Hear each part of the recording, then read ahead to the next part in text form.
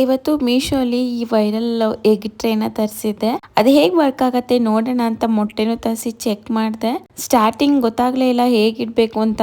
ಮೊಬೈಲಲ್ಲಿ ನೋಡಿ ಮತ್ತೆ ಟ್ರೈ ಮಾಡಿದೆ, ಆವಾಗ ಚೆನ್ನಾಗಿ ಬಂತು.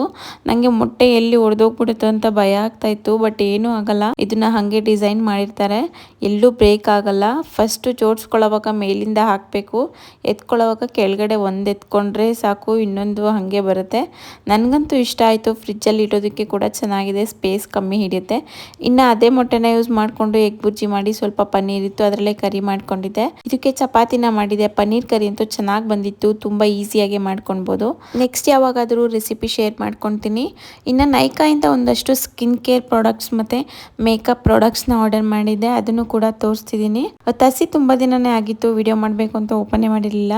ನಾನು ಏನೇನು ಅಂತ ಇವಾಗಲೇ ನೋಡ್ತಾ ಇದ್ದೀನಿ. ಡರ್ಮಾಕೋರ್ದು ನಯಾಸಿನಮೈಡ್ ಫೇಸ್ ಸಿರಮ್ನ ತರಿಸಿದ್ದೆ, ಮತ್ತು ಒಂದು ಹೇರ್ ಸಿರಮ್ ಮತ್ತು ಚಿಕ್ಕದು ಮಸ್ಕರನ ತರಿಸಿದೆ, ಎಲ್ಲಾದರೂ ಹೋದಾಗ ಕ್ಯಾರಿ ಮಾಡೋದಕ್ಕೆ ಅಂತ.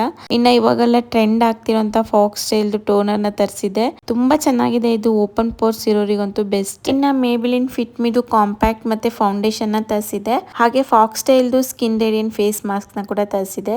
ಫಾಕ್ಸ್ ಸ್ಟೈಲ್ದು ಸ್ಕಿನ್ ಕೇರ್ ಪ್ರಾಡಕ್ಟ್ಸ್ ಎಲ್ಲಾನು ನಾನು ಫಸ್ಟ್ ಟೈಮ್ ತರಿಸಿರೋದು. ಯೂಸ್ ಮಾಡಿ ಹೇಳ್ತೀನಿ ಹೇಗಿದೆ ಅಂತ. Follow for more.